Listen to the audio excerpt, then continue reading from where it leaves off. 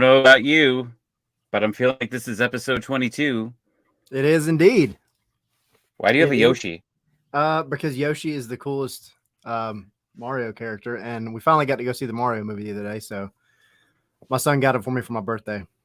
Co-host. Oh. He's in place of Sydney. Oh, okay. That makes sense. Yeah. I thought I had to do something with 22, and I was confused. No, Now you're I the whole bit. I couldn't We're make off it that to a far. great start. We're off to a great start. Yes, we are.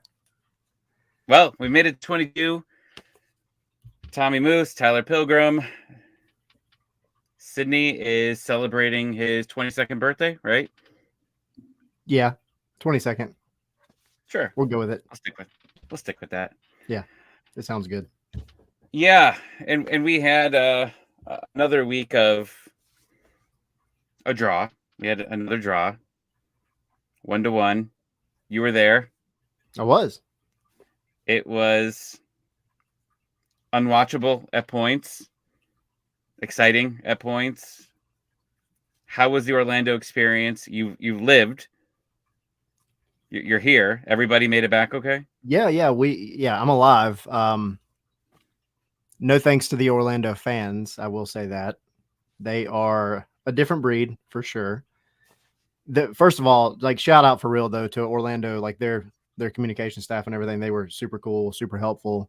Everybody there was super helpful. Getting to the stadium was interesting. And of course it's a little bit different because I'm coming from a press perspective, but it was neat. It was a really, really cool spot. You know, you do get a little bit spoiled at the Benz. I think it's easy to get spoiled there because it's such a nice, like just new age facility in every way. But the place was cool. To their credit, the fans, the Orlando fans, I mean, they did show up pretty well. They were loud. Of course, they have, built-in noisemakers because they sit on like high school bleachers, and all they got to do is like jump around and make noise. Their chants were less than ideal, I will say. They were a little immature, but whatever. And their choice of tifo that they had was really confusing. I don't know where they were going with that one. They had the tifo that was trophies are forever, and it was a 007 theme, right? So you had the James Bond like intro picture, and it said trophies are forever. And people in the press box are even sitting there thinking like, this is not the team to bring this tifo out against. Like they have an MLS Cup, we don't. So, but no, it was a good time. It was a good time. It was even better that Atlanta came away with at least a point because for about 87 minutes, it was not looking like that was going to happen at all. It just was boring, I guess. The most exciting thing was seeing Brad Guzan just be Brad Guzan a month earlier than what he was supposed to be. And that was just the shocking part, was that you saw him, like, you see him practicing. You've seen Ozzy Alonso practicing for a month now. So you're thinking Brad's probably got at least another week, like, or maybe even plays in the midweek game. But they're going to slowly bring him back. Brad Guzan does not wait. And I saw his post-game interview with Apple, and he's like, I'm not 21 anymore. I don't have time. Dark, real dark. But he was right. He comes back, and he saved the game at points. There's a couple saves that he makes, or a couple like plays of just controlling, like, keeping everybody in line that none of our backups do. It was great. Yeah. He's not the best keeper right now in the league, but he does something that the other ones do not do. And I'm here for it. And hopefully he stays healthy. And the more I watch Brad Guzan now and see what he's providing after we've watched D-Up and Westberg, I don't think any three of these guys are going to be on this roster next year. Yeah. I think they clean house and go find someone else. Yeah, that's kind of how I feel. I mean, I think honestly, if you pick one of them that's realistically going to stay, I would actually say it would be Diop, I think. Just because, I mean, him and Westberg both experience, age, whatever. Unfortunately, you're missing not necessarily to discredit them, but there aren't many people out there that bring what Brad Guzan brings. And we'll talk about it definitely. But when it comes to like what he said in the post match press conference, which was funny because it was me and one other person down there asking questions in a tiny room. It was basically a break room in Exploria Stadium. It had a sink and a couple of cabinets and a party table and a couple little flip chairs, and that was it. That was our press conference room. So we're sitting in there, and I'm like, me and Brad Guzan are face to face, and he sits down. I was like, so man, is it the Wolverine blood? Is that what you've got in you? And I think it took him by surprise, and I still don't know if he understood what I meant. But I was like, dude, you just like, how are you feeling? And he was like, man, I feel great. My Achilles is good. My knee's good. And he gave a shout out to the medical staff. He said, a lot of times, especially last year, they got a lot of crap.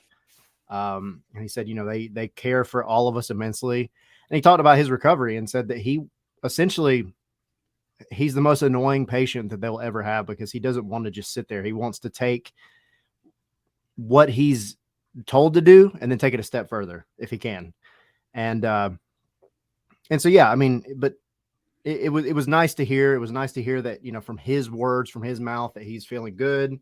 And then you see what he brings in the game. You see the way he tries to organize things. Now there's a difference because I think it gets kind of caught up in the way that the game was played out. Like, the players have got to figure out how to bring their energy, and the energy was clearly missing in this match. Brad Guzan can only yell so much and try to get them hyped up, right? But he can definitely help keep that back line more organized. And I think, and again, not to discredit Clement Diop or Quentin Westberg, but I think without Brad Guzan back there, you're probably looking at a 2 or 3-0 game before Tyler Wolff put that one ball in. So I just think he provides something that you don't really have often in MLS, which is a lot of experience. So you use the word energy. Yes. We've heard energy. We've heard intensity. And then in the post-game interview, he changed the word intensity to what? Urgency. Urgency was kind of the new keyword. How you just change it? Like, because the complaint you're seeing on Twitter, and I'm sure anyone listening to this, is that all of Pineda's post games are pretty much the same thing, right? Like, it's just kind of rinse and repeat. My argument to most of them is go watch, if you watch any other team, it's usually the same thing after a loss. And a lot of times it's the same after a win. Yeah. But it is alarming when you're hearing urgency, energy, intensity, willingness. Is that going to be the next one?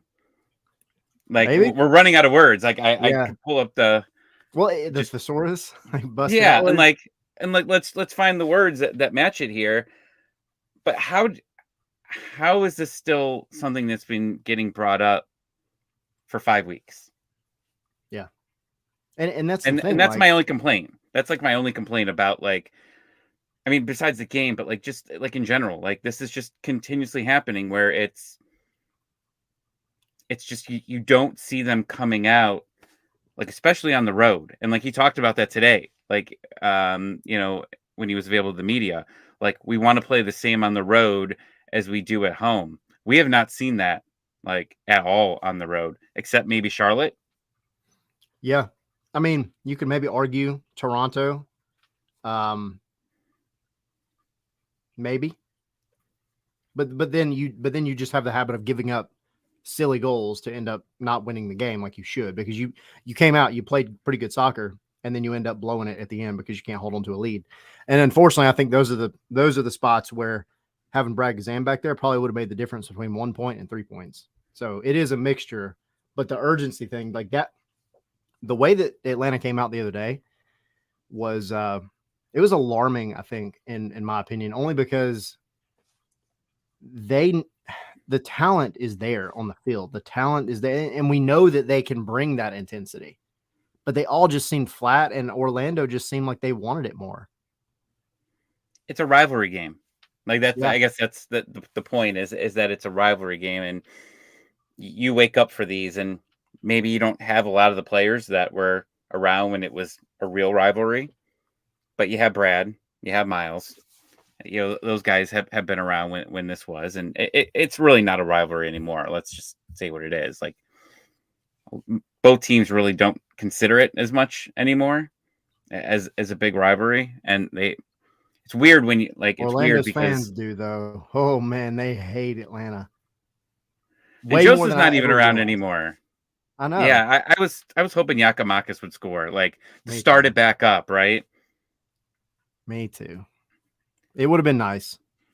And we're gonna get Yeah, into his play and the whole team's play in general. But yeah, I mean, really, really, really, if there was any game that you wanted him to start and score in, it was this one. for sure. But I mean, on the positive side, thought the subs were perfect. Barry even had a chance. Let me repeat that. Barry had a very good chance to He score, had two, and it just went actually. wide. Yeah. Yeah, but that the I mean, one one where it clear just cut for sure. yeah, he definitely he should have had that. But I thought Chol looked good. Yeah.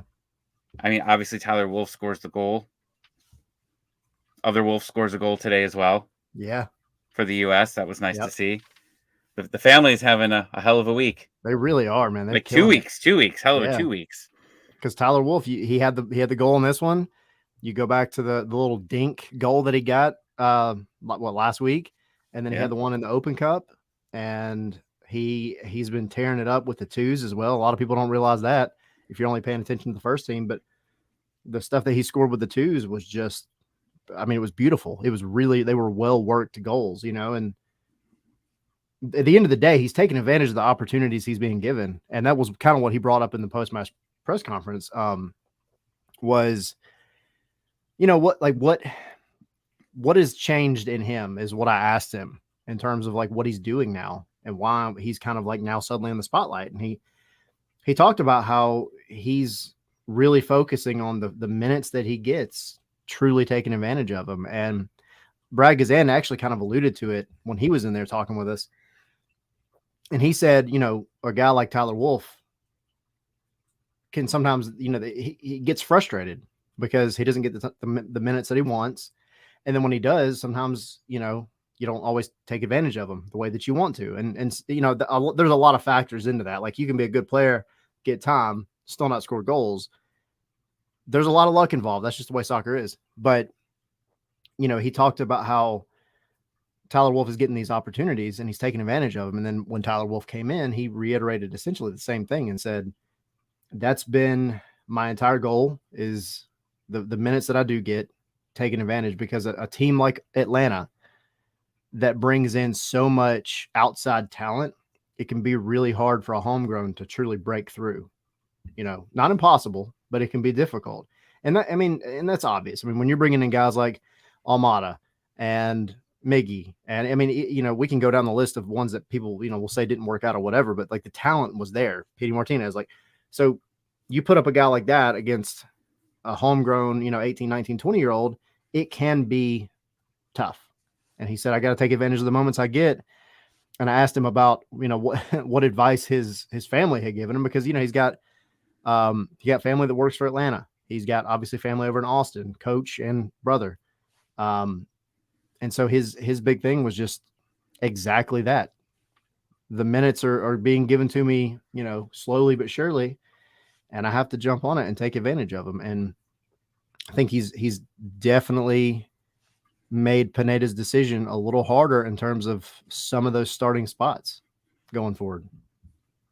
100%. And the argument has been, Pineda said, I don't remember what game it was, like, if players aren't coming to play, then we're going to play someone else that will. Yep. You could say that nonstop, but when you have a limited roster, because of the way this team is formed, because of suspensions, because of injuries, it's really hard to do something like that. It's really hard to sit somebody because you want to win the game, right? You don't want to just give up a game and say, well, I'm teaching this kid a lesson, so I'm going to play this person instead, knowing that they are probably going to give you less of a chance to win. You just didn't have that. and Chol and Wolf are improving, depending where, especially Chol's playing. I mean, they've been putting him everywhere. Yeah. But that's what you need. You need some of these younger players to be able to come into a game and make a difference.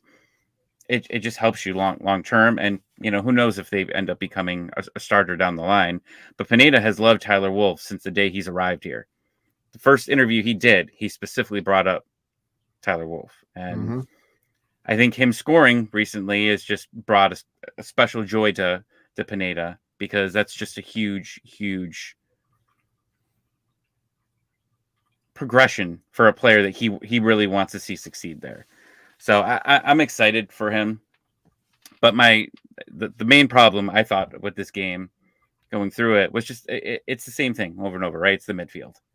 Yeah. Like when you see Huzetu and Sosa together, it's going to be rough. And like a lot of people are asking about, Almada. He's taken a step back recently, it seems. Is he hurt? Is he not care? I've seen some of those that he's just dialed out and he's ready to move. Guys, he hasn't even signed anywhere. Like, it's not even like he's been announced to go somewhere else. So It's not like he's just on his way out. I think if they announced it like Aruju, maybe you could say that. I don't see that from him. But that midfield, like, Almada has to do so much out there. He's got to clean up the plays. And really, you want him focusing on creating.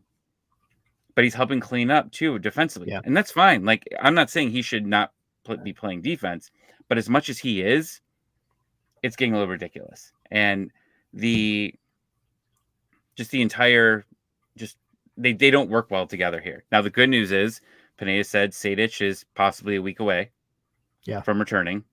So that's huge, because I think we've said Ibarra and Sejdic is our preferred midfield, right?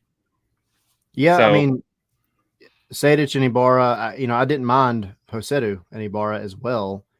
And I do, because, again, I know that like you're saying, the midfield in this match was incredibly non-existent in terms of moving the ball through the midfield, which is essentially their main job. I thought Josetu got more involved in the second half, and then it kind of culminated really in the shot that caused the deflection that Tyler Wolf jumped on. I mean, it's refreshing to see your number 8 actually out there taking shots every once in a while. And that's twice this year that I can think of. One, he got the goal, that we took a deflection, all that earlier in the season, but he got a goal off of it. And then this one, it was a screamer of a ball, and Pedro Gillespie did really, really good to save it. All he could do was parry it away, and he parried it right to Tyler Wolf, and then Tyler Wolf put in an amazing shot. So, like, Josetu, I think, I'm not super mad at him, but I just don't think the pairing of him and Sosa works. I wish it did, but to me, the midfield right now, as it stands, the woes and everything that we are talking about constantly, it falls on Sosa when Sosa's playing, in my opinion. Now, again, Josetu's involved in that for sure, but it starts with Sosa, because Sosa is that next step above your center backs, both offensively and defensively. So when these goals that are coming in come from a late runner or, somebody trailing behind the ball, behind the play, that's on your midfield. Also, when you're trying to play out of the back and you can't, like what happened in Orlando, and credit to Orlando, because they were pressing really, really well, really organized, but there were just too many sloppy touches, sloppy passes, sloppy everything. And there was, going to what Pineda said, there was no urgency back there to move the ball the way they need to. And your number 6 has to be able to do that. And I think Ibarra has done that much better this season, not just in moving the ball, but also being the guy back there that he's going to handle business in terms of turning the ball back over and pressing to win the ball back and being a little violent when he needs to be. And I just feel like Sosa hasn't brought that this season. Yeah. I think this summer window, they are going to address the midfield quickly, and it's not going to be a cheap player. I think they're going to expend a lot of money. I think a DP spot is potentially where they need to go with this, and then I think you're cooking. I think, I know Brad doesn't know what that means, but I think that we we know that if they're able to bring on someone that can move the ball forward, consistent, I think they're going to be okay. And that's actually what Garth Lagerwey said on 92.9 The Game, is that, when they asked him about Aruju, it's a good thing for everybody, but he said that he likes to build through the middle. I think that was a hint of where they're looking for this next DP spot. So that's what's exciting to me, is because I think that's what we've needed. We've needed that Nagbe replacement for a very long time with even more talent level, I think. So they're going to be out there looking to improve the midfield, I think, immediately this summer. And if you can keep Almada and you can keep, you're obviously going to keep Giakoumakis, I think you're going to do really well. And I see in the chat, everybody's talking about Etienne right now as well. That's another guy that's an interesting take. And Pineda talked about him today hit too. On some of these, the chat comments too. I think it'd be a good time here in a minute.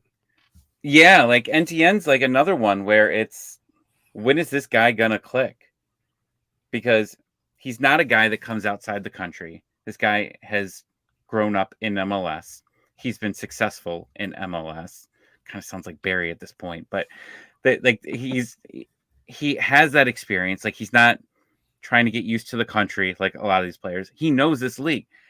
And they asked Pineda about how they felt about him today, and he made a comment about that he wasn't at the preseason, and that's why that's where they gained their chemistry. It's June. Yeah, it's June. He's been healthy. He's been healthy for a while. I understand he couldn't win his spot back there. I don't think anybody is arguing that he should be starting over Caleb right now, but he's got enough experience. It's got to come sooner or later. And he had a couple plays that I thought that looked dangerous. I think he had a really nice pass. I forget who it was to, but he got fouled on the play. But I thought it was a nice pass. Yeah. Other than that, it was just okay. He's there. And right now you got Etienne and you've got Brooks Lennon over there. You got to get more dangerous. Yeah. You have to. I agree. And so, this is a perfect time to kind of hit on some of these comments. And I'm going to run back to the beginning. We're not going to hit them. They're good ones. They're good ones. We got plenty of good ones. Let's see. So Parzival saying, I really like the subs we made. Shows the longer term dependability in the younger players we have. We're definitely going to be talking about that in a minute because we're going to be doing player ratings. So keep that in the back of your head. AJ saying, what happened to Almada? He was real sloppy on the ball. Is it just tiredness? He's another one we're going to talk about. So a lot of these are foreshadowing what we're going to be talking about. Teasers. They're called teasers. Teasers, yeah. Let's see. Dan, good evening. Let's see. Emilio saying, I'm afraid we won't be able to find a goalkeeper next year that can both stop shots and be able to coach all the field players and remind them what to do all the time. The second part is not sustainable. That's where the summer window comes into play, I think, because you've got to start getting players on the pitch that don't need to be constantly yelled at all the time. That has to come from within at some point, for sure. Let's see. Yeah, so now saying Etienne's not been it for me. I'd rather have Wolf start instead of Etienne. I think Wolf is, especially while Caleb is out, I think Wolf is making quite the case for himself, especially after being snubbed and even going to the World Cup in the first place, right? Like he should have got the ring. But anyway, that's a different topic for a different day. I don't know if there was any specific ones that you wanted to hit on, Tommy, but yeah, Niall saying Sosa and José were absent. Sadic and Ibarra is the best midfield for me. Yeah. Emilio just coming in hot. Etienne was a bad signing. Too early. I think it's too early for that, though. Yeah, I think so too. I mean, I'm maybe more patient, than a lot of people, but I think I do think saying something like, he missed the preseason and the chemistry. I think that's a stretch because, like you said, it is June. Like you've Like, it would be different too if he were like a Marcelino Moreno type guy who is super shy, super kind of away from everybody, you know, was a part of the team, fit well with the team or whatever in terms of like with the players personality wise, but he was shy. Etienne's not that. Etienne is the life of the party. So I don't think he's going to have an issue developing chemistry with his teammates. He's right there involved in it all the time. I think, I mean, it's at some point you just got to say, hey, you just got to go out there and get it. You just got to go out there and make it happen. And I thought in this Orlando match, in the first 15 or 20 minutes or so, he was actually one of the better players on the field in terms of Atlanta attacking. I thought he at least tried to make some things happen. I feel like he kind of dropped off after that, but I keep holding out hope that when he does get that goal, that it's gonna just kind of click with him, and we'll see. But the thing is he's kind of on borrowed time because you do have Caleb Wiley who's going to be coming back, and I don't think you could argue having Etienne start over him once he gets back. And then you got Tyler Wolf waiting in the wings, just trying to work his way in. And not that he's necessarily going to be playing that same position, but Tyler Wolf you can put anywhere. And Pineda even talked about that the other day. Tyler Wolf is a kid that you can throw pretty much anywhere on the pitch, and he's gonna do fairly well. So yeah, Etienne's gonna be, I'm sure, a consistent conversation piece going forward. That's two players that we brought on this offseason that have a lot of question marks with Abram and Etienne. And I don't even know if there's really a question about Abram because we really haven't seen him play that much. And we have seen him play. He was with Parada. Yeah. I want to see, I really, really want to see Abram and Miles together. Like, when are we going to see that combination?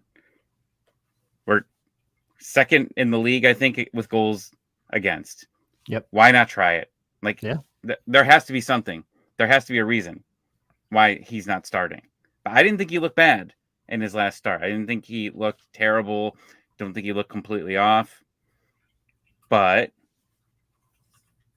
let's see it. Yeah. Maybe we see it maybe we see it this week. I mean, I wouldn't be surprised if you start seeing some more changes like that again because Pineda did allude to, now he was talking about Yakimakis, but he also talked about being super careful in general with some of his subs and the load of some of these players. And we saw it last week, right? Where you had the game where it seemed like half of the starting lineup was totally different than what anybody expected. So I wouldn't be surprised to see that again. And I do think Abram is definitely one that's going to pop up and I would, again, like you, I would like to see him next to Miles and just kind of see what happens. I would also like to, at some point, have all three of them on the pitch and run a slightly different formation and see what happens, but they're not creative though. I don't feel like they're getting creative. And then today, again, Pineda made a comment about consistency in the lineup. And I laughed at that because we saw what the Chicago game was with consistency in the lineup. Not consistent. So what does this mean? Like, at one point you're saying you want, if you're not trying or if the players aren't giving that intensity, they're going to play other guys. But then he said he wants consistency. Something's got to give, right? Like, one of them have got to happen. I don't know. Like, and Emilio was saying Abram will be the starter next year. What about now? Like, he's not getting paid a little here. I think he's a TAM player. I think Etienne is also a TAM player. Like, they're high paid players. They should be being there to perform. Now, is the system friendly to these wingers? I think so. I mean, we've seen other wingers do well. I mean, I think so because right now your wingers are getting the ball way more often than anybody else on the pitch, just about, because you're so often trying to spray it wide. So Lennon, Etienne, obviously your fullbacks, Gutman, Hernandez, when he's playing, whatever, they're all getting time on the ball. It's just a matter of making it count. But it also falls back on the midfield too, because the midfield has to be dangerous in the sense that like you could watch it with Orlando. Orlando was all over every player on the outside the moment that it was played out to the wing. And That's not on accident. They know what Atlanta's trying to do. They know Atlanta's trying to play out wide and then send the ball back in, usually through Almada or through a cross. And it unfortunately has become kind of predictable. And so you don't have that direct threat right down the middle that your number 8 should be the one providing. And at times you're number 10. And that's how you keep defenses honest. That's how you allow your wingers more space to operate. And they're just not doing that right now. So, and I wanted to hit on what Jimothy said too. Almada not playing up to his level consistently in an attacking midfielder role, which is why he's having to drop back to clean up. Taylor Twellman pointed that out. I didn't hear that, but my wife texted me when I was at Exploria Stadium, and she was like, "Twellman is like all over Almada right now. Like he's going to get so much crap." Which it's part of what happens when you're Taylor Twellman, I think. But I would argue. Now, again, we're going to talk about Almada in a minute because we're going to do the player ratings. But I would argue that when your midfield, your main midfield, your central midfielder and your defensive midfielder aren't doing what they need to do and holding up their end of the bargain, and your attacking midfielder has to drop back and help out, it's not really fair to say that he's not doing his job because he's having to do somebody else's job. So we've seen that Almada can do it with no issues. In this game, again, we'll talk about it. Almada was definitely not great. He was sloppy, but I also feel there's a lot of blame to go to other players as well for that. So I started I got tagged on Twitter, and probably which one I'm looking at right now. Emilio's comment, the last one. Yep. Pineda's the self-proclaimed tactician. I said that last week, and then I just randomly got a tagged on a tweet last night. I look at it, I go, oh no, someone's actually listening to what I say. Hey, that's what happens. You put your stuff out on the internet and it's going to pop back up somewhere. Yeah. I mean, the subs were great. So give Pineda that for sure. But I mean, there's a lot of people questioning Pineda on some of the decisions that he makes. Taylor Twellman, we've just happened to get Taylor on a lot of games. Yep. And he's very critical, out of all these Apple announcers. And we've gone, I don't even think we've really even touched how many combinations we can really get at this point, because we've been getting a lot of the same. But like when you're listening to them, specifically him, he calls out a lot of these players that just aren't doing it right. I think when Araujo got the Araujo story came out, he said, "Boy, Atlanta really got lucky with this one." Yep. Or they got lucky again. Yep. It's like, yeah. This is it again. Snuck in and got another player to buy our player that was underperforming for us. Yep. No, and this is, I guess, perfect time to mention it. Do you want to let them know who we're going to have on Thursday? It ain't going to be Taylor Twellman. It'll be our old friend Jake Zivin. Jake is Twellman's broadcast partner. If you don't know, he was on the show earlier this season. Gave us an awesome shout out in the Nashville game, which was really cool. So, Jake, we appreciate that.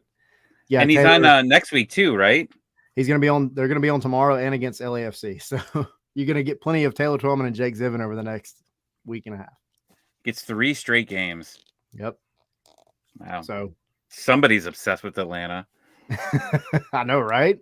What is the real secret, Taylor? I have to ask. Well, Taylor did say that he specifically picked out the Inter Miami game when we had him on. He said, like, I told him that was one of the games I wanted to do. So I wonder how much Taylor's able to does they give him like a blank schedule and say pick all the games you want? I'm sure because the LAFC, like the last LAFC Atlanta game was actually really good. It was a crazy one out there. Yeah, like that was another. Like, I don't know how good this game is going to be. It could be. They might be they might be hungover. They might be hungover like crazy, right? Depending on when they get there, but yeah, I like having Taylor there. Yeah. I know a lot of people don't like him, but he's very honest. Yeah. Sometimes he might say some stuff that doesn't make sense, but I think that he's very critical, and I think he keeps the team honest. Like, I like when some of these announcers are very critical of it, not just, always just so happy about a Yeah. team. No, I totally agree. And yeah, I mean, Renee saying essentially that as much as Twellman can be annoying, he does speak facts sometimes, and that is true. Like I would if we had Taylor on right now, I would tell him what he said about Almada. I don't agree with, but I also understand where he's coming from completely. But if you do listen to Taylor and Jake, I mean, it's not just Taylor, but as the color commentator, Taylor is going to come out and he's going to be critical. He's going to be harsh, and I like that. It's refreshing. It's refreshing because the fan base is patient, and sometimes it seems like they're very impatient, and sometimes they are. But like Atlanta, like this summer transfer window is going to be huge for Atlanta in terms of like the overall view that everybody sees this team for the next couple of years. So if they hit right, then I think everybody could go back and look and say, all right, there were some bad signings. There was the revolving door of coaches. There was all these other things going on, and we can chalk it up to that. But if they go and they have another transfer window where you bring in guys that don't seem to click within a reasonable amount of time, then it's going to be a whole other set of circumstances and a whole other conversation that we're having. And that's where you want guys like Taylor Twellman coming out and being honest on a national stage. Yeah, and they're going to have a lot of room. Like they will have some room this summer, thankfully, with Aruju gone. And I think it's going to make they're going to make some other moves. And then you're going to have a lot more room this offseason as well to continue to build that team that you want. Miles will probably be gone. Hoseju will be gone. Like those, Brad Guzan's going to be probably gone. Like those are 3 players with hefty salaries that all of a sudden you're going to open up and be able to bring in those guys that you want. So this is not like a one window, like this is what Atlanta United is going to be for the next 2 seasons. Like it's going to evolve a lot. Like we talk about this, next season, right around this time, we should do a prediction. We were just talking about our Patreon episode, what we were going to record. We were going to do a mid-season grade, like review, and go from there. But I'd like to take down our predictions on who's going to be on the roster or who's not going to be on the roster to start next season, and then let's go back and look at it, because I don't think that list is going to be very long at this point. It's a good thing. It's a good thing for sure. But yeah, we'll even put the coach. We'll even put Pineda and Boca on it. Yeah. If Garth is gone, then this team just blow it up. Like if Garth ended up leaving after a year, oh man! Please don't speak that into this universe. No. Don't do that. No. So yeah. Last thing I'll hit on before we do the ratings. All right. Because we talked about it earlier.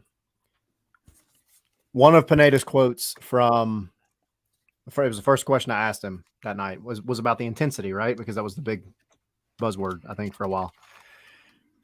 And I just asked him about it, like, what's going on with the intensity, because the team just looked flat. And he agreed. To his credit, he agreed. Like they saw it. He saw it. They tried to fix it at the half. But he said, I would say that we switched that word intensity to urgency a couple weeks ago, which I missed that memo entirely. But he said he felt like there was good effort, but it wasn't enough. And he said it felt like a bit like we were feeling sorry for ourselves. And we talked about that in the first half. But I think one of the things that kind of stood out to me that he said was, as they went into the half, they saw what was so not urgent, I guess, if you want to use his words. And the conversation was had. No subs were made.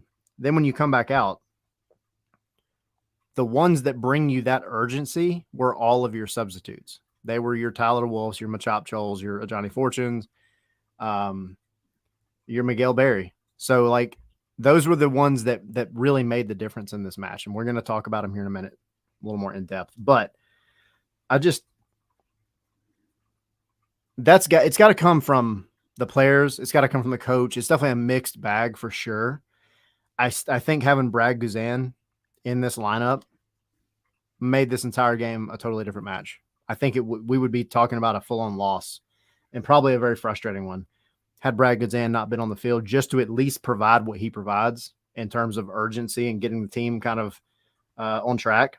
Because there were moments where the team just looked out of place in every way. I mean, y'all know how I feel about Andrew Gutman. I think he's one of the hardest workers on the field, but I thought he had a really bad game. Really, really bad game. Was it worse than Sosa? I mean, individual mistakes. He had quite a few. He got beat a handful of times, and one of them was bad. He got caught in no man's land. And of course Brad Guzan let him hear it, and he knew he messed up. And he to his credit, he tracked back really well and helped save the opportunity. But like, it was just stuff like that. It was like, where is the fundamentals that we know all these players have? Why is Brad Guzan having to yell that into people in the back, you know? And so the urgency that Pineda talked about, I think, is just the players have got to figure it out too. Pineda's got to figure out how to bring it every match, not just at home.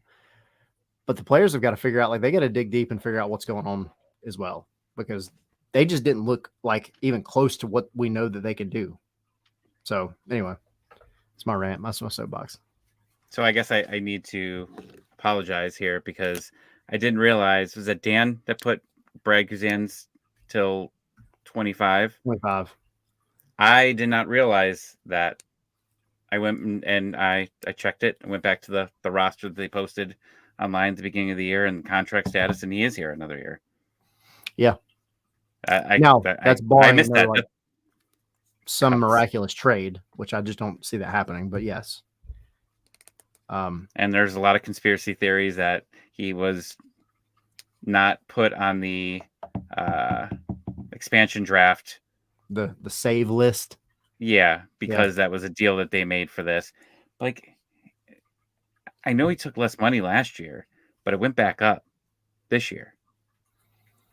Yeah. So, I mean, you got a year of paying him, well, almost a year. Well, yeah, full year of paying him less than probably what he was contracted to have. Right. So, it's a good shout out there. Yeah. I learned something every day. There you go. All right. Player ratings? Sure. All righty. Yes, because we're now done with the Orlando recap. Thank you very much. All right, first one. Since we're talking about him anyway,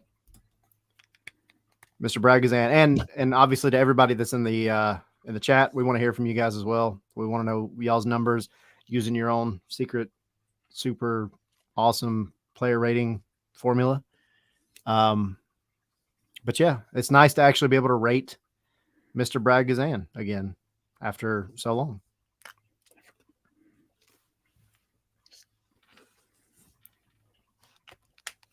All right. 8.5. Okay, cool. 8. Yeah.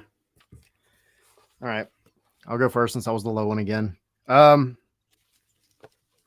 Hit a really, really good save and really kept the team in it. The sprawling out? Yes. Where he sprawled out there? Yeah. None of our other short guys get that one. Yeah. He did a great job with the save. He stopped a handful of shots. You know, thankfully, a lot of them were right at him. The goal that went in, it's kind of hard to put it on him because Ronald Hernandez got beat, and then the ball gets pinged around all over the box for it felt like 30 seconds. It wasn't, but it felt like a really long time. And then it rolls out to somebody who just is able to put the ball in the back of the net. And that's what happens when you don't clear your freaking ball. That's also what happens when you get beat as bad as you did on the wing. So not knocking him for that one at all. I think some of the stuff that he said in the press conference after really helped me understand kind of his mindset. Because, it did ask him specifically about the game. Like, what could the defense have done better? and he was like, defensively, like we need to be stronger. And he said, we know it wasn't good. We know it wasn't good. So like, it's not like we're out here being negative and they're like, things are just sunshine and roses. Like they know that was a crappy game. And I'm sure now that Brad's back in it, I guarantee you he had already told everybody in that locker room well before he said this to us, but they knew it wasn't great. But he mentioned the overall defensive attributes of the team right now. And he said they're not strong enough. And he pointed to it, how Atlanta, how the media, us, the fans, everybody wants to always point out that Atlanta is this high flying attacking team, and that's what they're known for. And he said, we as a defensive unit have to also show that Atlanta is capable of grinding out games and getting these tough results on the road and keeping clean sheets. And he said that they're not doing that right now. But his goal is to bring back Frank. Oh man, he taught him how to play defense. He did. I don't think Miles Robinson would be where he's at today if it weren't for Frank DeBoer. I'll just throw that hot take out there. But yeah, it was good to hear from him. And I think, this was kind of a surprise introduction to have Brad in this lineup in the first place. Really curious to see now that he's for sure back in it and he's ready to go, what tomorrow looks like and what, going forward looks like now that he's fully integrated back into the team. I'm shocked Bo gave him a 6.5. I don't know. I don't even know what else. There's a lot of 8s and 7.9s, and someone, who was it up here, gave him a low number for distribution. All right, so AJ 6.5 distribution skill, still kills us sometimes, but you can't fault the leadership. I've personally have just removed distribution from him because we know who he is, and we're just used to him just punting it out, 13 rows onto the sideline. Like I'm just ready for that at that point. We know that's not a strength of his, but overall, I thought that he was solid. I don't think that someone said that they thought that he could have saved that first one. I'm not. I mean, I think it went 5-hole. Or it was close to it, around there. I can't remember, but it was close around there. Yeah, he probably could have. I mean, he definitely had to sprawl back over to the other side there, and when you're doing that, you're left wide open. Unfortunately, he didn't get a lot of help. So overall, though, I mean, he made a couple nice saves, and he's back, and still just shocked that he's there. But nice showing. If he can continue doing this, I think that we're going to be in good shape. Yeah. Things definitely went downhill after he went out. Yes, they did. Jimothy giving him an 8.1 and then switching it back up and later saying 7.2 actually, because that first goal he should have saved. I don't know. I kind of feel like I don't think it. I mean, it could have saved it. Yes. I just don't feel like you can put it all on him because he never should have been in that position in the first place. Sonny giving him a 7.9. The sprawl out was beautiful. Yes, it was. Bo giving him a 6.5. Parzival giving him a 7. And then we got some Pineda and Boca ins. Zilf coming in, Pineda in, and Boca in. And Zilf's in the chat now. Yep, here we go. And then my son gave him an 8.9 because he was watching the game and he feels like he was great. What a homer. Fought Mob gave him a 6.9. Nice. Here we go. Fought Mob coming in hot today. All right. Moving on from the bald wall to the goal scorer himself, Tyler Wolf, the Wolf Man. One of the Wolf Pack. Who made that pass to Chol? I think it was Almada. Okay, was it? I think it was Almada. If anybody knows in the chat to confirm, I'd appreciate it. Yeah, I'm pretty sure that was Almada. And man, Machop. Golden opportunity. Anyway, that would have been sweet. Yeah. That would have been sweet. All right. I'm gonna give him a 9.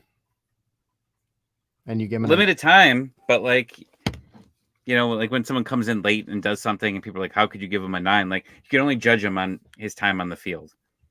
And I thought he looked a lot more dangerous than who came out before him, NTN, right? Like he looked better. Now Orlando was gassed. I think they looked really gassed in that last 20 minutes.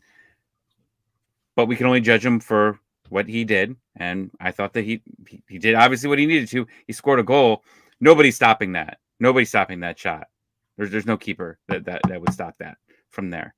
Nope. So I mean, good to him. Good for him, and do it again. Yeah, keep it up. That's my thing, and I'm happy for him. And I think if I had to ding him on anything, knock him down a half a point or whatever, it would be. If you guys saw it, I don't know if it was on the broadcast, but Brad Guzan was absolutely eating somebody alive at the end of that match. And it was Tyler Wolff, because Tyler Wolff was getting caught too far ahead, letting Orlando's right wing far too forward. It's kind of the stuff that we talked about earlier. So maybe defensively, not quite on point, but Brad Guzan was back there to chew him out and help him out a little bit. But I go back to what Tyler was saying at the end of the match. And I mean, again, talking about taking advantage of opportunities for sure. But he pointed out specifically what you're talking about. That shot is so hard to save. And it took a deflection. And yeah, Dan saying in the chat, that slight deflection is what made it unstoppable. Yes. It was still going to be tough regardless, because it was going exactly where he wanted to put it. And he said after the match, specifically, I was aiming near post and top of the net because I know that's hard for goalkeepers to save. Pedro Gallese may have gotten a fingertip on it, may have knocked it out over the top for a corner. Who knows? But the deflection, you never get it if you don't take the shot, right? The deflection just was perfect. So Michael Scott said that. Yes, he did. Yes, he did. So yeah, I mean, I don't know, man. Just the kid's got some momentum right now. And you talk about the hot hand. He scored in Open Cup, a couple of MLS matches now, a couple of MLS Next Pro matches now. So let him cook. Let him go out there and see what he can do. I don't mind him being a super sub. I mean, quote, super sub. Super sub. But like, it's nice to have an option off the bench that is at least on a hot streak. So, all right, who do we got? Zilf saying Wolf gets a 7, but he didn't watch the game. Parseval saying 7.5 since he wasn't on that long. AJ giving an 8. Can't complain. He was on the field for 10 minutes. Got a goal. Bo getting a 7.5 to an 8, throwing out the in between there. Jimothy giving him a 6.9. Nice. Let's see. And Parseval fixing the score here, saying per last week, 9 is a brace, 10 is a hat trick. So yeah, this is why our super scientific ratings are so scientific. 8, but Wolf gave 2 back to Gazan to make him stop yelling at him, so he equals a 6. Cool. I like it. All right. So we've talked about one of the subs, but now to rate. Oh, I'm sorry. Fatmob gave him a 7.3. Okay. So not bad. The next one is going to be the subs as a whole. So we talked about Tyler Wolff. Now we're going to talk about Azani Fortune, Machop Chol, and Miguel Berry as one unit, because in my opinion, they brought something that was severely lacking in this match as a unit. So as a group, I think you have to include somebody in that rating besides those 3. Yes, Pineda. You Pineda. You do. I think that you're also ranking him because you put a lot of youth in, a lot, yeah, late in the game, in a hostile environment, Very. and they look decent. Yeah. And hostile is definitely maybe underwhelming a bit. Like that place was in that second half. It was very like Brad Guzan is a consummate professional because every time that man took a goal kick, the PA announcer had to come on and tell the fans to stop shouting, to stop chanting, "You suck, a-hole," every time. So to have the PA announcer come on and tell them to stop saying that is enlightening. Wait, are you changing the word, or are they literally just saying "you suck, a-hole"? No, I'm trying to keep it PG ish. Well, no, like maybe I'm just not awake. Like, did they just say ass? Well, no, I mean they say hole too. Oh, They well, say that's a you dumb you chant. suck. Yeah. All right, fine. I'll Oh, just say it. really? That's not even It creative. takes Like, the goal well, kick. It's you suck, asshole. like that's not even funny. Like, No, I don't it's even not. But like. that's Well, what that's they why I was do. questioning you, because it's just so dumb. Like that, I wasn't even. I thought it was like you were saying that, and it was like it was a code word for something else. No, that's what they say. Oh man, they suck, a-hole, And because then that's a terrible chant. it really is bad. And then like the fact that the PA announcer daddy has to come on and be like, y'all don't say that is ridiculous. So Okay, well, I yeah. give their fans a 2 for their stupid chants, but Yeah. I give the subs in Pineda an 8 Hey. or Infinity, whatever one you want to Even call it. eight. There we Yeah. go. Yeah. No, I think I will. So I'll talk about Pineda first. The moment, and I'm not trying to be rude, but the moment that he took Yakimakis off and put Miguel Berry on, I thought the game was over. I thought that was a like just conceding the match and saying I can't get my players to freaking wake up and play. So I'm taking Yakimakis out to save him. He just got tackled. Probably should have been a freaking red card. I'm gonna pull him off, save him for Wednesday. No, I don't. I do not hate Barry. I actually really like Barry. I like the guy. That's not what I just heard a minute ago. But continue. Just wanted to make sure that everybody saw that. Yeah, go ahead. For all those that are listening after the fact, you can go watch it live, I guess. Sorry, I had to write that. No, but I just thought it was not the move. Now I totally understand where Pineda's coming from, and because I asked him, why did you what was the whole idea? Did he get hurt in that tackle, or what? Like, what's going on? He said, no, I'm being extremely careful, super careful. He's getting ready to go to the Greek national team. In case you didn't know, soon he's gonna be traveling across the world. He's had the hamstring, a lot of factors involved. Just trying to be super careful. And he said, if I could keep Yakimakis on the field all the time, I would never take him off. So I get it. You put in Miguel Berry, you put in a Johnny Fortune in the midfield, you put in Machop Joel, and of course Tyler Wolf is included in that, but we already talked about him. I thought they brought energy. The young guys brought energy that the professionals, I mean, they're all professionals, but the experienced guys were not bringing. Yeah, I'm doing a lot of air quotes today. And it was good to see. We asked Tyler about it after the match. What was your mindset when you went on? What were you told to do? And he said, no, I wanted to bring the energy. I knew that their right back was tired, so I planned on running at him a bunch. I planned on making a bunch of off the ball runs, to try to make something happen. And I'm like, that's so refreshing to hear, because that was not there before those subs were made. So credit to Pineda for making them. Credit to all of them for, even though they were, missed a couple opportunities, the fact that they brought the energy is what changed that entire match.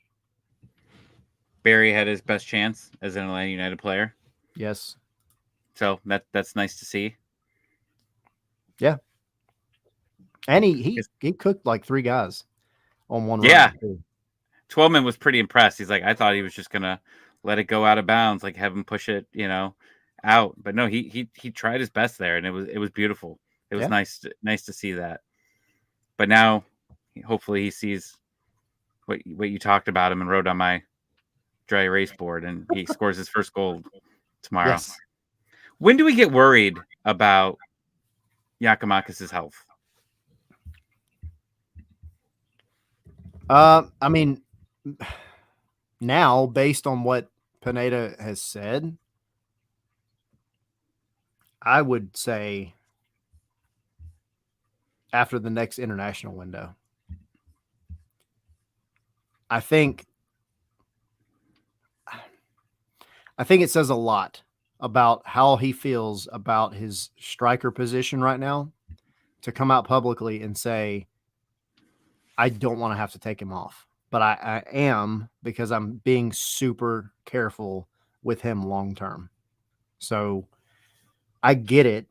It does suck in the sense that you're only getting 60 minutes or so of your leading goal scorer every match, and unfortunately that's something that's either Miguel Berry's got to change, Eric Lopez has got to come back soon and make a difference, or the front office is going to have to do something else in the summer window, because if he can't play because they're being that careful that you have to then put on guys that aren't scoring, that's a problem.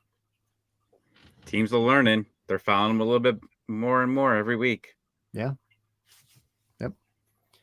So, all right. My children giving the subs an 11 out of 10. So they've been having too much sugar today, apparently. Homers. Dan saying, I'm not high on Fortune, but he had his best performance against the Kitties. I agree. I think he did really, really well in that match. I do like Fortune. I think he had a really bad game at the Open Cup, and I saw his reaction after it, and he was visibly upset, very upset after that match. But he had a great game against Orlando. Let's see. Sonny giving him an 8.5. They capitalized on Orlando's fatigue. Really proud of him.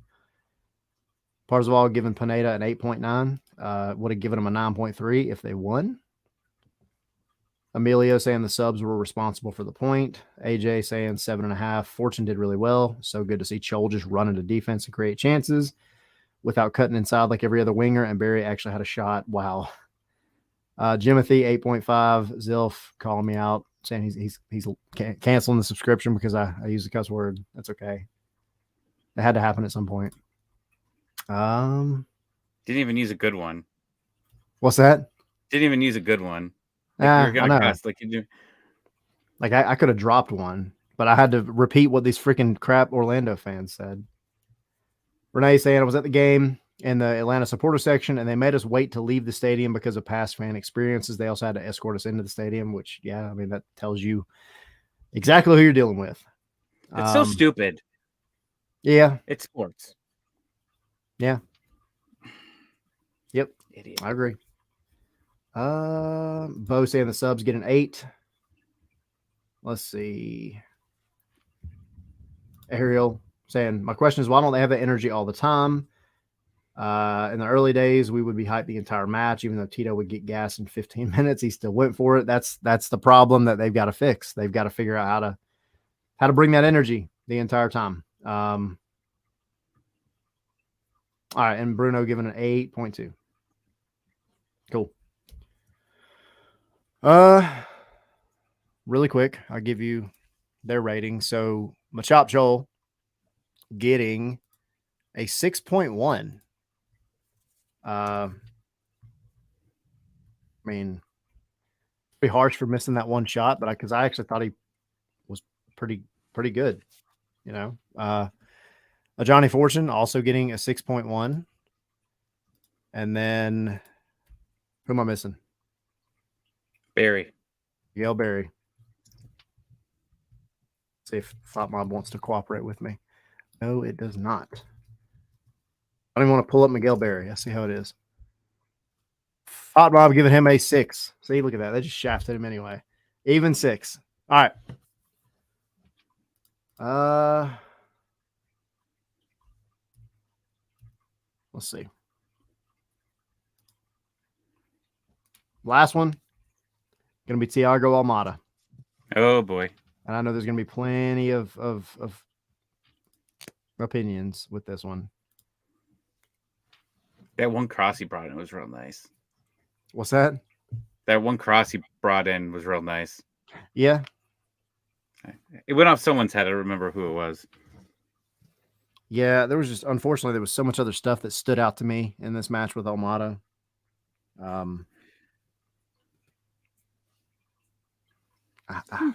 I feel bad because he's such a good player. Well, Zilf gave him a 10, so we know that, speaking of homers. Oh, look at that. Talking about homers. One of my sons gave him a 5, one of them gave him a 6. So they're just trying to prove me wrong now. All right.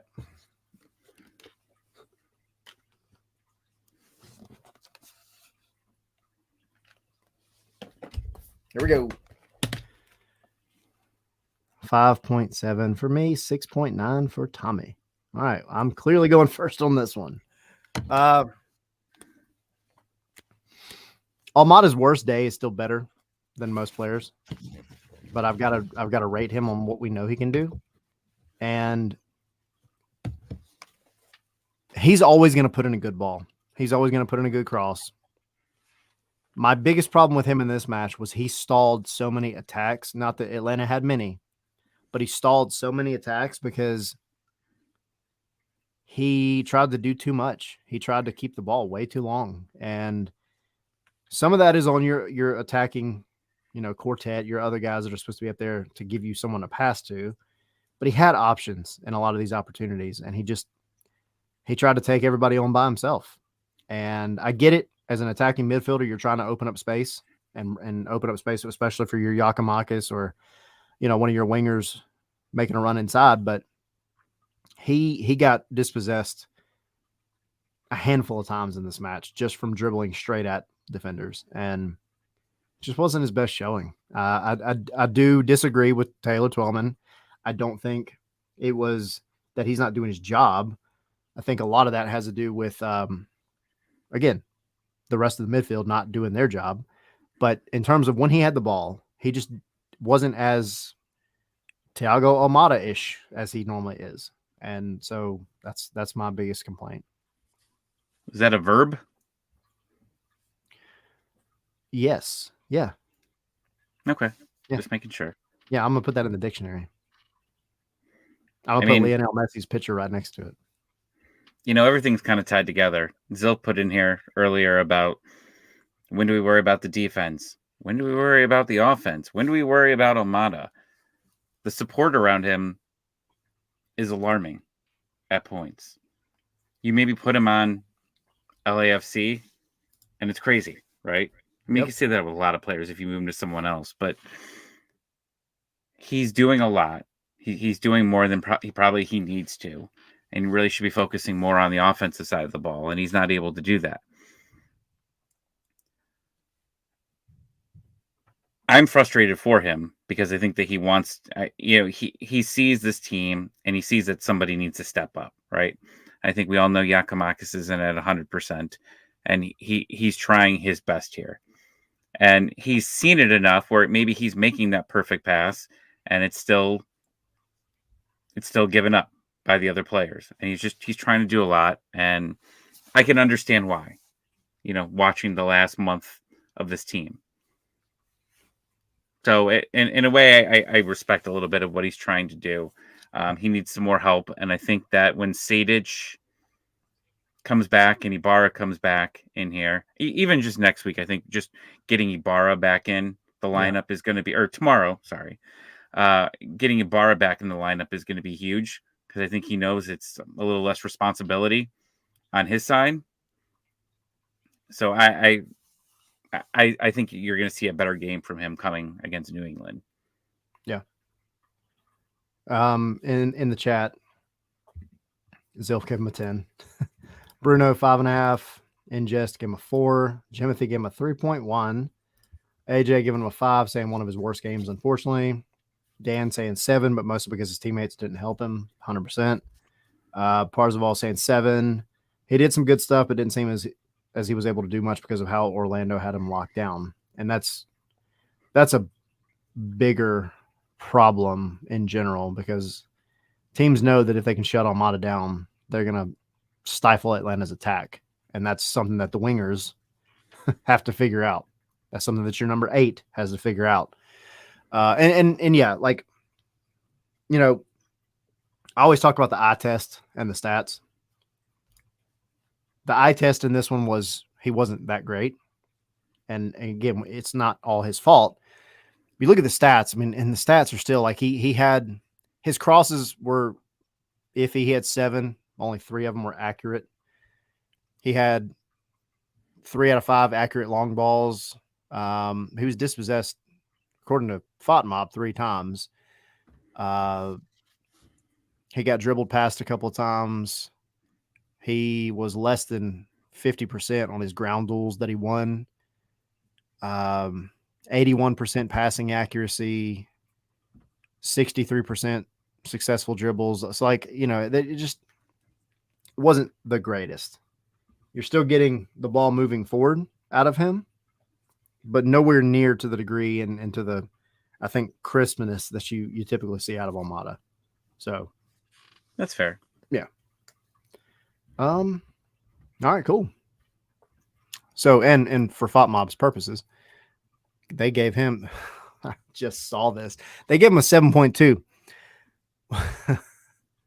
Guess who they gave a 7.4? Think about everybody that we've talked about and what they brought to the game. Guess who they gave a 7.4? Etienne? Nope. They gave Etienne a 7.2 as well. They gave Santiago Sosa a 7.4. They gave, and again, I love my man to death, but he had a rough game. They gave Andrew Gutman, he was the highest rated player, gave him a 7.6. So Definitely saw a couple mistakes on that goal against Sosa. Definitely could have moved up a little bit to prevent it. Gutman was also part of that play as well. It was just a series of bad mistakes by a few of them. Yep. All right. So we got some things to talk about now that we're done with player ratings and we're done with Orlando completely. Thank God. Stupid chance. Yeah, freaking chance. Ridiculous. That wasn't even all of them. I'll spare you all the details on the other ones. I don't know if you got to watch the whole game today, but if you did, enlighten us. Caleb Wiley back doing his thing with the U.S.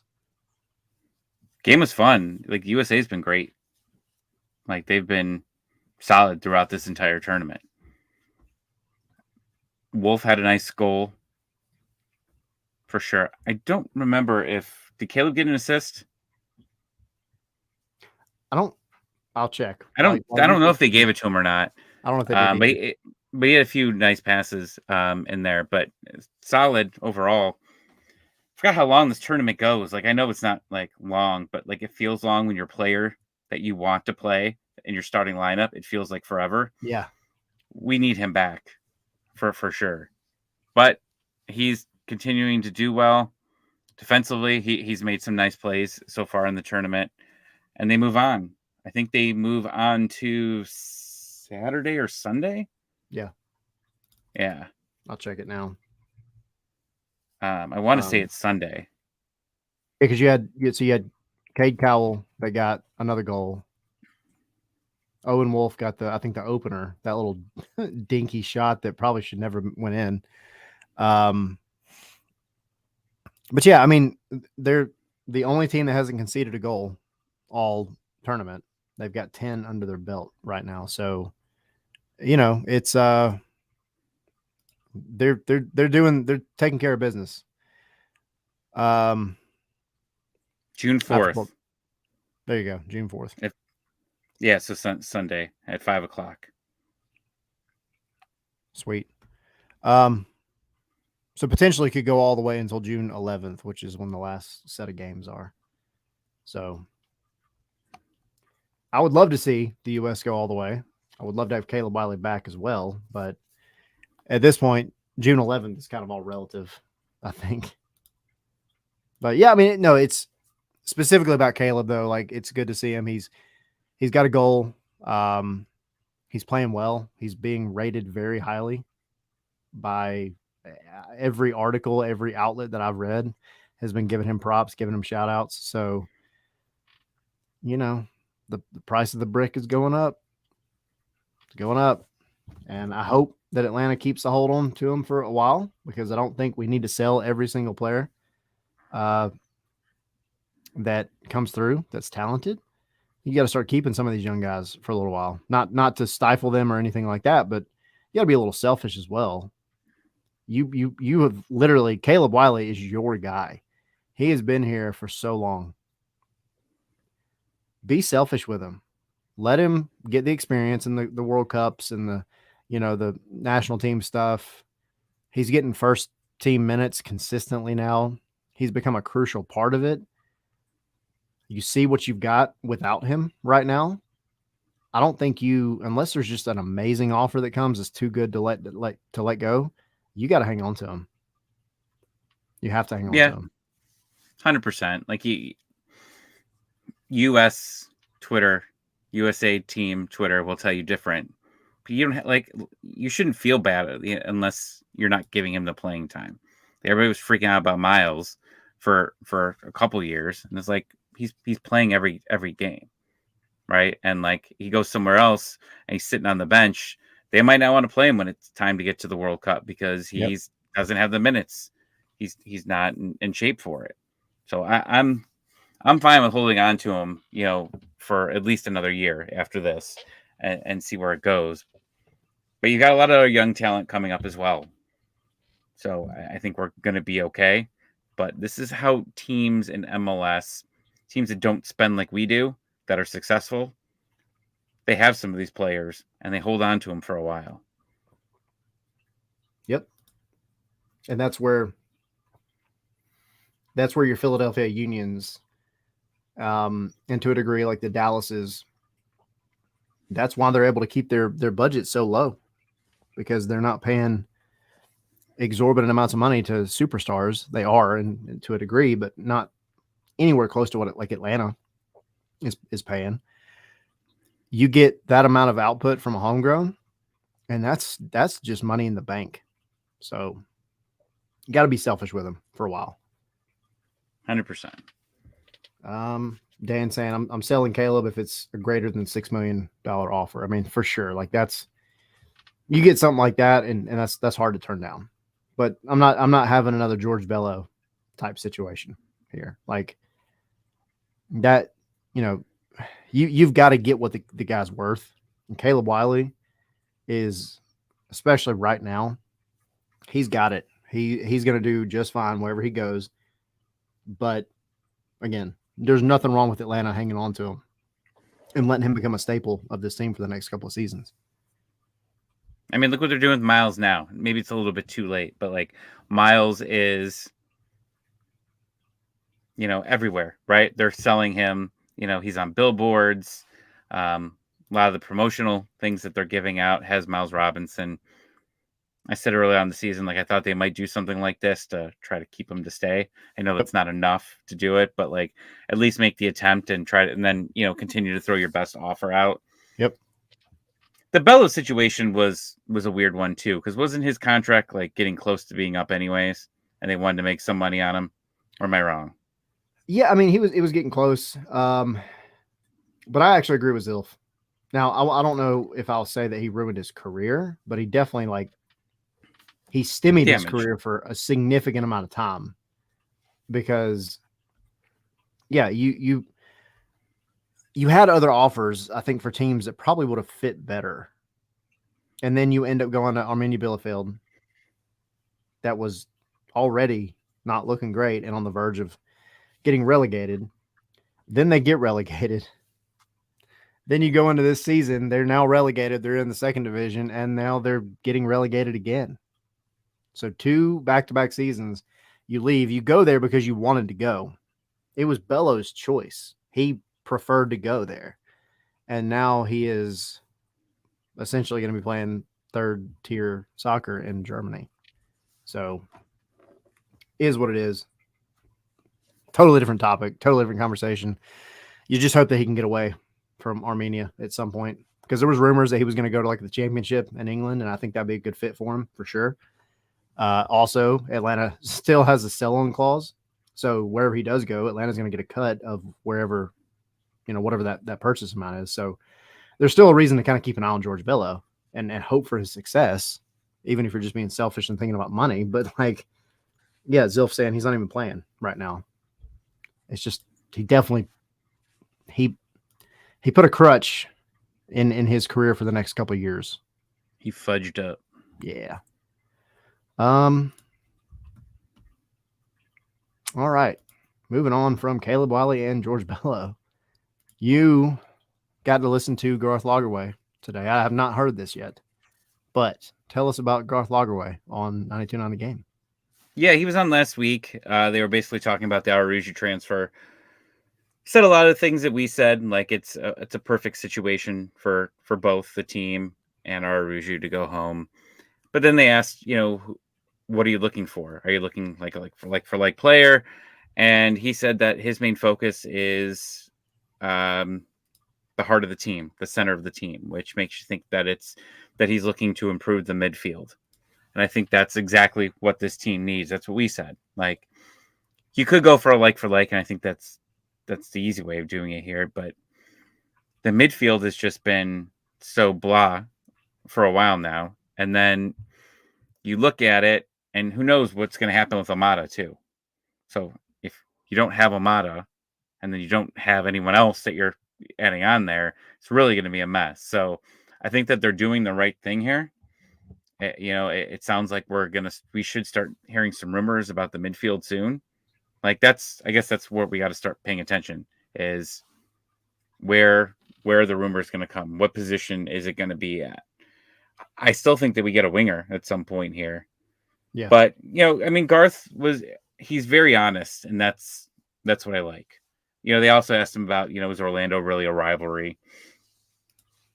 And that was, he basically just said, you could say it is, but really you look at who, the attendance, even like he was just talking about attendance wise, like you're looking at Charlotte, you're looking at Nashville and what they're putting in there. And especially the games we've been having against, both those teams recently. Yeah, we're leaning more towards that. But I think he's said since he's come in that the midfield has always been, a huge concern here. Pineda will die on his sword with this midfield and talk about how great it is. But I think getting that guy in, the right guy in there, is going to help everybody. Now, if you have 2 DP slots open here, that's going to really make things interesting. Yeah. And then I still think that you go and you completely still stick in the midfield and continue just to build that with 2 DPs. And like Zil said, get a TAM, right wing, 100%. Like, I think that's exactly what you need to do there. And then you'll have more room next season to be able to continue to rebuild that midfield and hopefully be able to move some of those guys around. The only trick is that if you do get rid of Almada, you've got limitations on who you're able to bring in at that DP spot because of his age. Like, that's where you'd have to get really creative. If you wanted to bring in just anybody, you'd have to move other players out to be able to move in another player like that. So they've got like this summer coming up. They've got to make a lot of decisions that, especially long term. I do think if they have 2 DP slots open, they fill both, unless there's really something not there for them. And maybe get really desperate to try to move 2 U22s out if that's really what you want to do there. But they're definitely going to be wheeling and dealing this offseason. So I expect us to be in a lot of rumors. And I still think we should go find someone else from MLS. Yeah. Like, there's a lot of MLS players that are cheap. Like, Sadich, people trash Sadich a lot, but you need a guy like him. And like, he's probably one of your best options right now to start. Like, that's a very cheap option for the position that he plays Just go look at the rosters that were, or the roster, evaluations and how much each team or each player is making. Like, it's just he's a deal. He's a steal. Yeah. I mean, he got paid a little bit extra, from last year as well. So, and it was well deserved as well. I know Parzel was asking him, is Miles the next DP? I think we most agree that he's not. Taylor, when he was on as well with us, he said, the league really doesn't value center backs as DPs, unfortunately. And unless they change the rules, he's out. But that's sad. You should value them. And a lot of them are just going to continue to leave because they're not going to be able to get the money that they want. But that's MLS. And again, Taylor, like mentioned, maybe they change the roster rules in the next couple of years. I could see them making a change this summer. Like, I think that with how much money Apple has involved, I don't know what the ratings look like. I haven't looked. Every time I feel like I see an article that talks about ratings, I feel like it's just a clickbait on trashing MLS. I don't think they've actually put anything true out anyway. No, but you want to continue to grow this league, and when you see talents leaving, and like Apple has a huge stake in this as well, so I hope there's some smart people in there that look at it and say, why is this guy leaving? I understand, like they probably know what this league's about, but you could keep a player like a Miles Robinson here if you were able to offer him significantly amount of more money. But unfortunately, it's just not working that way right now. So, yeah, I think that they all get together and evaluate the entire league. The schedule. We've talked about the schedule at length, especially over the last couple of months, and just how it's working. Or maybe how it's not working. I think more, but I think that you're gonna see something completely revamped going into next season as far as the schedule and possibly the roster rules. Again, we talk about Leagues Cup, right, and how that could completely, depending on how MLS does, completely change everything. Yep. So if Atlanta's out, if Atlanta's out, just root for any non-MLS team. Yeah, just root for Liga MX. Yeah, just root for them because that's how change happens. Is you have to get embarrassed to get some change. Yeah, and Jimothy saying, I wish they'd just allow teams the fourth DP slot as long as they're a defender. I mean, that's not a bad shout. I've never even thought of that, to be honest. Yeah, like that's just a crazy rule. Like, but MLS is a series of stupid rules, anyways. Yeah, but that would fit Miles, like his situation to it. Like perfect. Like I think that would be, really, I think they should just let it freaking spend money anyway. Salary cap is fine, but increase the salary cap. Let teams sign who they want to sign. Period. Well, MLS wants more goals, so maybe that's why they wouldn't do something like this. That is true. Conspiracy. They do like chaos. They do like chaos. Yep. Get rid of Leagues Cup. We haven't even seen Leagues Cup yet. We got to at least see how it goes down first. Ozzy Alonso, they announced today that he's close, maybe next week, along with Sadich. So that's exciting. And that's, it's funny because we talk about Ozzy. I think you got to be grounded and remember that, like, he is still coming off an ACL injury, devastating injury. So you can't just think, all right, he's going to come back in and he's going to save the season. However, you're not asking him to be an incredibly physical presence out there. You're asking him to be the general, which is what that midfield has been missing for a long time. When Ozzy was on the pitch last year, the team looked really good in the short amount of time that he was there. If he can bring that leadership back in the midfield, then I think you're looking at a totally different, even if it's just to close out games or to start game, whatever, to get the team in the right direction in a match. That's the kind of guy that you want. Undefeated with him in the lineup, I think. I think so. Yeah. I think it was like he didn't play Colorado draw or something like that. Yeah. That was the game where he had the heart issue. He didn't play. Yep. Then he came back and played, and then he got hurt. Yeah. Oh, 2022. All right. So tomorrow. I've hit all of that news. Now, moving forward to the game for tomorrow, New England Revolution. They're struggling too, relatively. I mean, it's funny that we're talking about struggling. Like Atlanta's in 5th, New England's above Atlanta, but they haven't looked great either. So, I mean, New England's always going to be a tough team because they have guys that if you give them an opportunity, they'll make you pay. Carlos Hill, obviously, is the big name that pops up. But you're at home. If you win this match, the standings are vastly different come Thursday morning. Depending on which way things go, they're really, really good for Atlanta. But, I mean, even if you go and you take care of your own business tomorrow, you're jumping New England in the standings. So you're already improving, and you're setting yourself back up where you should be anyway. You got to win this match.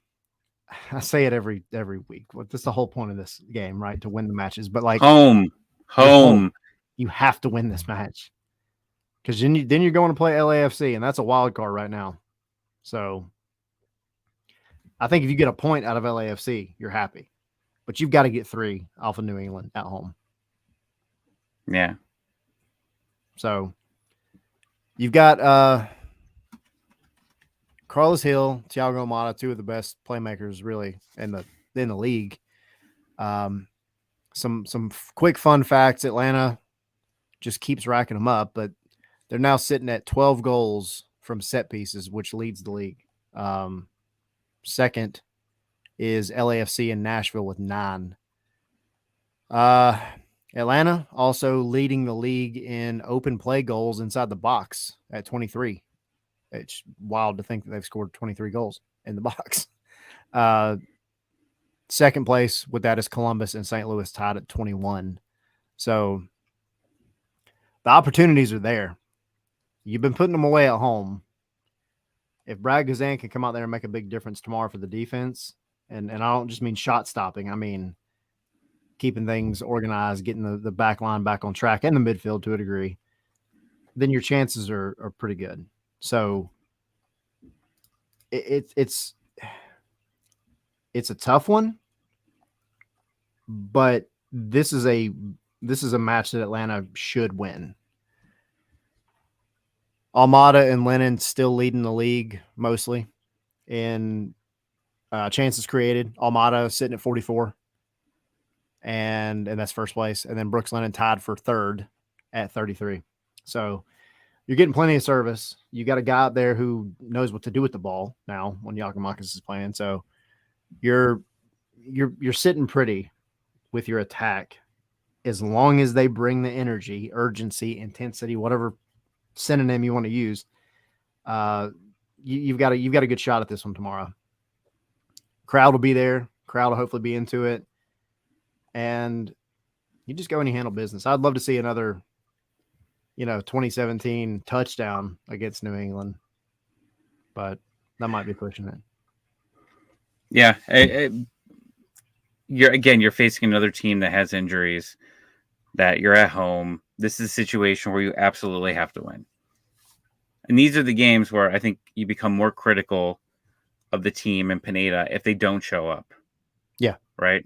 Like, okay, you're on the road. MLS teams suck on the road. It's very rare that you win on the road. Okay. But can you get the lead early? And that's what's going to be important for Atlanta, because their confidence goes up a lot, and they can't. This team has never been good coming back down, unless it's like in the last 30 seconds of the game to get some crazy play that happens. Historically, teams just go bunker, and Atlanta has a hard time getting through it. They got to score early here, and that intensity, whatever word you want to use, urgency, if it's not there, then I'm looking at these players and saying they might not be the right players for this team. Yeah. 5 weeks, you have heard the same spiel. When is the point where you start saying this guy is just not going to... What is going to bring that intensity here? Like, other teams have midweek games, so that's not an excuse. Like, how do you get outplayed? And I want to throw this card out here, but if you're one of the biggest clubs, right, in this country, you are with attendance, you are with merchandise sales, you're pretty much in everything you lead the league in, right? The players that come in need to be playing. And you're definitely overpaying some of these players. And I don't mean overpay, but like Atlanta United has always given a little bit more than what other teams have, right? And if it's not working, then I think they're on a list of you got to move out. At the end of the year, we might move you, or we might move you in the summer. Maybe it's just not working. Yeah, and I think that's why I'm really curious. Just going back to that summer window, like what Lagerwey is going to do. He might be, like the Godfather and just start cutting people left and right. We don't know. We know he wants to make moves, and you're going to have to move some guys out to make those moves, I think. So it's going to be really interesting, but I do agree. Like, he gets to a point where, yes, a lot of it falls on Pineda, 100%, coach in general. Absolutely. And maybe it's just me being me and like my background, but like, if you're going to go do your job, go do it 100%. Don't go and give it some halfway kind of effort. Like, go out, play your game, do your job that you can do, and give it 100%. And you got to get that from yourself, not from anybody else. Pineda could walk in the locker room tomorrow and start throwing chairs and flipping tables and everything else. Maybe he needs to. I don't know. But like, if the players just don't want it, then they don't want it. And there's nothing a coach can do to fix that.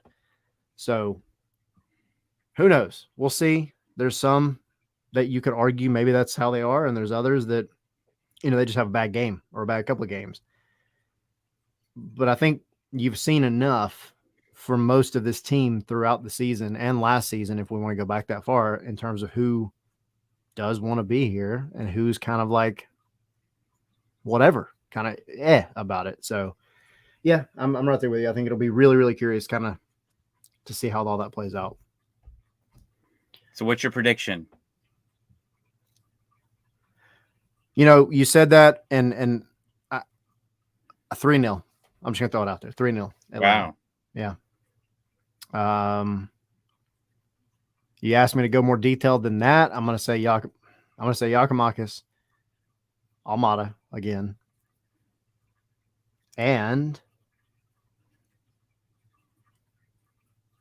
Gutman will be the third, or one of the three.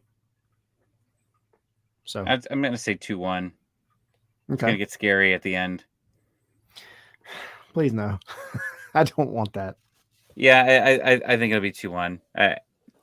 This team has its mental breakdowns too often for clean sheets. I know they've gotten a few, but I don't see it at the moment that they can keep a clean sheet right now. The lineup, Abram, like, as much as I want to see him, I just don't think it's going to happen. Yeah, like, and you I would hear also Pineda talk, but like, you hear him talk, and like he wants consistency, and Parada's your consistency, right?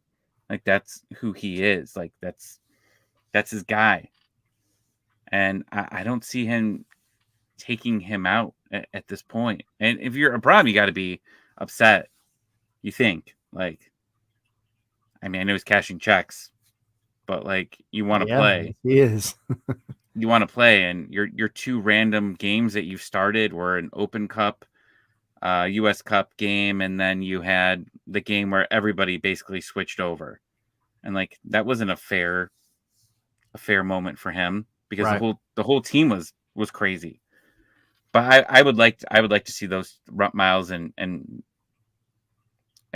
Abram back there, and then get Ibarra back in, and you don't have much of a choice. You've got to start Zetu, and the question is it Tyler Wolf or Etienne? And if you're going by what Pineda says, I think that he gives Etienne another chance.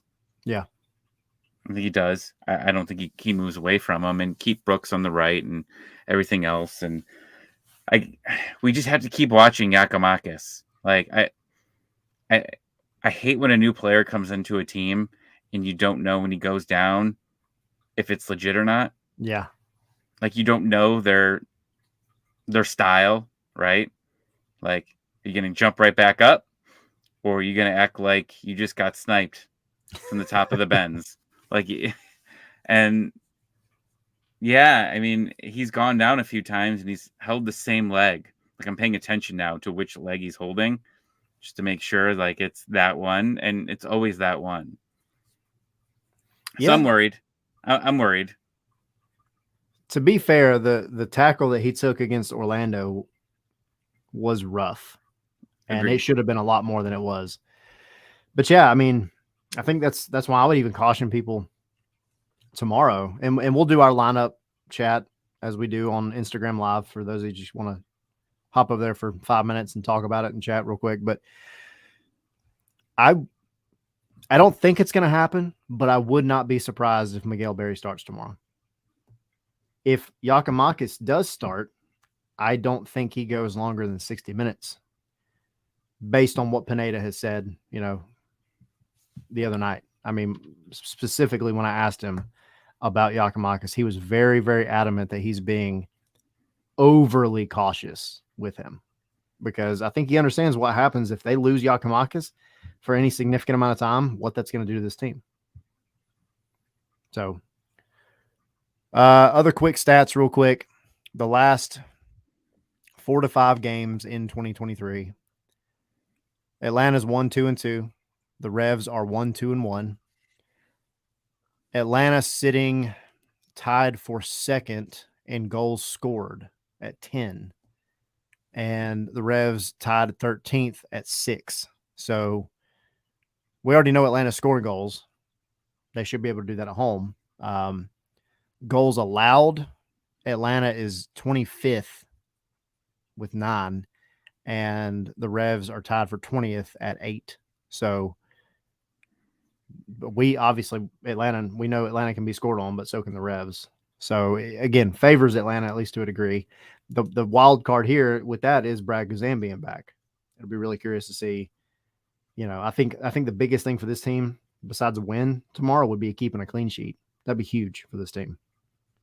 So, Atlanta first over the past 4 or 5 matches in shots at 81, and the Revs in 26th for 42 shots. So, and then shots on goal, Atlanta got 27. They're second, and the Revs tied for 24th at 14. So, that's again a lot of your stats, your numbers. If you want to go into detail about that, they favor Atlanta in this match, and they favor them more, I think, when you talk about the fact that Atlanta's at home. So, yeah, and then Dan basically put the injury list out here. 6 players remain out with injuries. Dylan Barrero, ACL. Brandon Bai, left shoulder. That's a big one. Nacho Hill, right leg. That's another big one. Henry Kessler, hamstring surgery. Maciel, left Achilles. And Tommy McNamara, left leg. And then Damian Rivera on international duty. So your Is biggest threat Gustavo Bo tomorrow. still hurt? What's that? Wasn't Bo hurt? Gustavo Bo? Yeah. He was for a bit. I think he's back now. Okay. But then yeah, so you're gonna have and you'll see, I'm sure, plenty of Carlos Hill tomorrow because he's going to be the main one. He's going to be your Thiago Almada for the Revs. So it'll be curious to see what Atlanta's midfield can do with him. I think that's where he's going to unfortunately cook the most because it's not like you're talking about a number 9 who's going to be up there giving the center backs problems, and you can expect Miles to handle that. It's the midfield is where he's going to be tied up at, and he's really, really good. If Ibarra is back, I think Ibarra just marks him all game, and I think he stays on him nonstop. So we'll see. It should be a good match, but I really do think Atlanta, I think they can pull it out.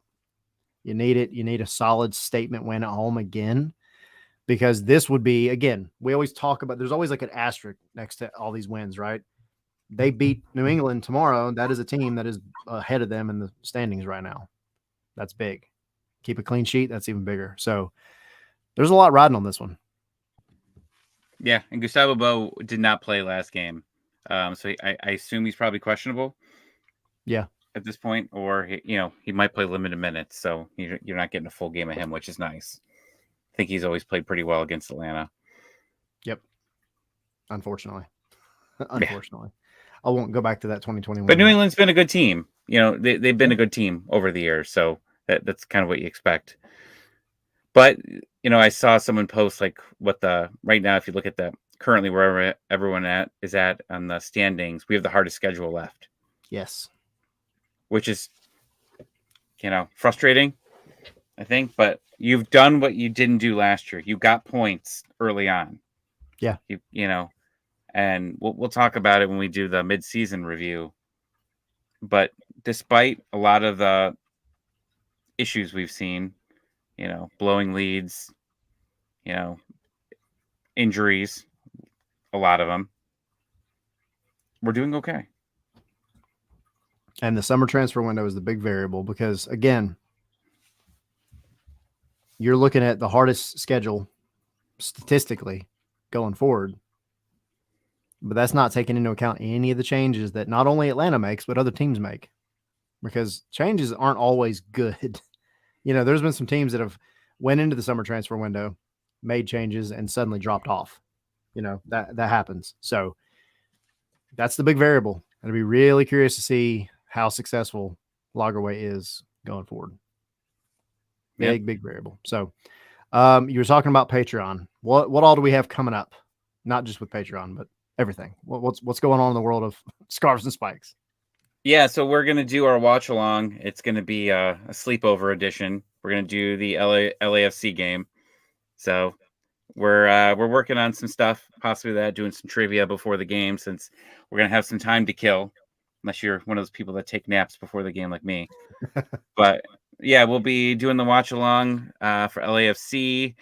We're going to be recording our Patreon episode in the next week, which we're going to do the mid-season review. I think we definitely need to get into the Ted Lasso.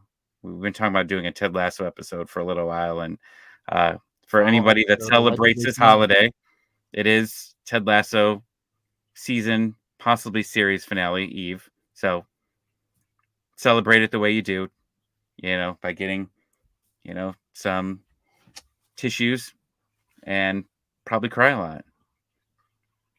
Yeah. Bruno, yes, you did win something, and your stuff is on its way. You did win, Bruno. So yeah, we give away some prizes. We've given away MLS gift cards, some cool pins and stickers. So we've done a lot during those. But yeah, we're gonna plan something special because it is gonna be a late night. So I figure a lot of people aren't gonna be going out to the bar to watch this one. They're gonna be in bed. So if you wanna join our Patreon, we will be available. It's next Wednesday, right? Next Wednesday? Yeah, the 7th. Yeah. So plan for it. Rapidly. Actually, that's a Sunday. No, sorry, I'm looking at the wrong freaking month. Look at this. Embarrassing. That is Wednesday, yes. You're right. Yeah. So most of these games are on during Saturdays that we do. So this is a Wednesday, 10:30. You don't want to go out for there. Just grab pajamas, put some pajamas on, at least put a shirt on, and then hop on Zoom with us. And yeah, let's hang out and talk about it. And then you guys are going to be doing an episode on Thursday, right? Thursday, so another ratings episode talking about the Revolution game and hopefully a win. And then you have nothing to preview. Nothing to preview. No, not really. I mean, I think we're still going to have Jake Zivin on Thursday just to chat, and we'll do a preview because he's still doing that LAFC game anyway. Still going to try to get either him or Twellman back on before the actual LAFC match next week as well to do a full preview, but we'll still talk about it. But the thing is, Jake and Taylor have these 3 matches, and it'll be curious to kind of see, going into the second match of the ones they're covering, kind of how he feels and get his thoughts on kind of what things are looking like for Atlanta, and it'll be good. And yeah, we'll also be doing the player ratings. So lots coming up. So Jake will be on Thursday, 7:00, as usual. So a couple of days, we'll be right back with you. And then, the watch along next week. And we should be having, again, another guest on next week as well on our regular show. Spaces after the match tomorrow, as usual. The one this past weekend just got all jacked up because everybody had stuff going on. So we'll be back at that. And then, we're busy. It's a busy time of year. When I sent the schedule for June to my friends, we usually get together and watch some games. It's crazy. Yeah. It's going to be a busy June. Yes, it is. All right. Final thoughts? Anything? Let's just win. I hope you're right on the prediction. I hope you are, because I don't want to be sweating in the last couple minutes of the game. Yeah. And let's get some rumors. We need some rumors. We do need some rumors. I just saw one, but I didn't even want to share it because I'm pretty sure it's bullcrap. It's about Boca? No. This was I saw that one. Oh, really? No, this one was another Almada rumor, which again, that's why I'm just like, whatever. It was Almada to Benfica for 20 million euros. And I'm like, if Atlanta does anything with Almada for 20 million, I'm going to be pissed. Yeah. So sorry. Crap. Decline. Yep. Not even getting out of bed for that. Screw you guys. All right, cool. I think that is it for this day's episode. We'll be back 48 hours from now for another one. Gluttons for punishment. Yeah. All right, guys. It has been fun. It's been real. And we will see y'all Thursday. Have a good one.